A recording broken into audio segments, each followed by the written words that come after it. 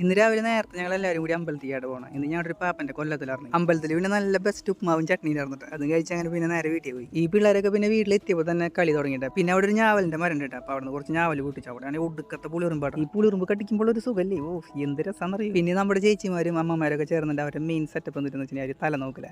ഇതിപ്പോൾ ആദ്യം തന്നെ ഉണ്ണീനായിട്ട് നോക്കണം. അങ്ങനെ അവളുടെ സെക്ഷൻ കഴിഞ്ഞിട്ട് അത് കഴിഞ്ഞപ്പോൾ അടുത്ത ആൾ ഇരുന്നുണ്ട്. പിന്നെ കുറച്ച് കഴിഞ്ഞപ്പോഴേ അളിയൻ ഐസ്ക്രീം ഒക്കെ മേടിച്ചോണ്ട് ഭാഗ്യം എന്നോടൊന്നും മേടിക്കാൻ പറഞ്ഞില്ല. അത് നേരെ അളിയനെ ഇട്ട് കൊടുത്തു. അങ്ങനെ അളിയൻ പോയി മേടിച്ചോണ്ട് അങ്ങനെ ഐസ്ക്രീം ഒക്കെ കഴിച്ചപ്പോൾ എല്ലാവർക്കും കൂടി ഒരു പുതിയ വന്നിട്ട് ഈ ഞാവല് പൊട്ടിച്ചല്ലോ. പിന്നെ പട്ടെടുത്തെറിയില്ല, ഈ കല്ലെടുത്തെറിയില്ല, ഈ നാളികേരെടുത്തെറിയില്ല, എറിയിലോട് എറിയില്ല. ഏറ്റവും കൂടുതൽ വീഴ്ചത് അളിയനായിട്ട്. ഞാൻ എറിഞ്ഞൊന്നും അധികം ഒന്നും വീണിട്ടൊന്നുമില്ല. പിന്നെ അതെല്ലാവരും കൂടിയാണ് എറിഞ്ഞു പറക്കിയൊക്കെ കൂട്ടി വെച്ചു. ഈ ഞാവലിന്റെ അടുത്ത് തന്നെ ഒരു പൊട്ടക്കിണറുണ്ട് കേട്ടോ. ഞങ്ങൾ എറിയുന്നതിൽ പകുതി മുക്കാല പൊട്ടക്കിണറ്റിലും കൊണ്ടുവരണം. അങ്ങനെ കുറച്ചൊക്കെ സെറ്റ് ചെയ്ത് ഞങ്ങൾ വെച്ചു. ഞങ്ങളെല്ലാവരും കൂടുമ്പോൾ ഇങ്ങനെ എന്തെങ്കിലുമൊക്കെ ചെയ്യാൻ കേട്ടോ, എന്തെങ്കിലുമൊക്കെ ഉണ്ടാക്കാൻ അല്ലെങ്കിൽ എന്തെങ്കിലുമൊക്കെ കളിക്കാൻ. ഞങ്ങൾക്ക് കളിക്കണം എന്നൊക്കെ വിചാരിച്ചു. കളിക്കാനുള്ള നേരം കിട്ടിയില്ല. അങ്ങനെ ഞങ്ങളുടെ എല്ലാവരും പ്രയത്നം കൊണ്ട് ഇത്ര ഞാവൽപ്പഴം കിട്ടിയിട്ടാണ്. ഇതിൽ ആദ്യം ഞങ്ങൾ സാധാരണ കഴിച്ചത്, അതിന് ശേഷം ഉപ്പിട്ട് കഴിച്ചിട്ട് ഈ ഉപ്പിട്ട് കഴിക്കുമ്പോൾ അത് കൂടുതലായിട്ട് ടേസ്റ്റ് ഉണ്ടാവും. അങ്ങനെ ഞങ്ങൾ എല്ലാവരും കൂടി ഞാവൽപ്പഴമൊക്കെ തിന്ന് തീർത്തു. പിന്നെ ഇത്തിരി കഴിഞ്ഞപ്പോൾ ഉണ്ണികൾ പോയിട്ട് ഫ്രിഡ്ജിൽ നിന്ന് ഐസ് എടുത്തോണ്ട്. അപ്പോൾ ഞാൻ പറഞ്ഞു ഐസിന്റെ മുകളിൽ ഏറ്റവും കൂടുതൽ ആരും നിൽക്കുന്നത് ഇവൻ ഈ നിന്ന് എണ്ണ ഉണ്ടാവും. ഐസിന്റെ മുകളിൽ നിന്നിട്ടുള്ള എണ്ണലാണ് കേട്ടോ.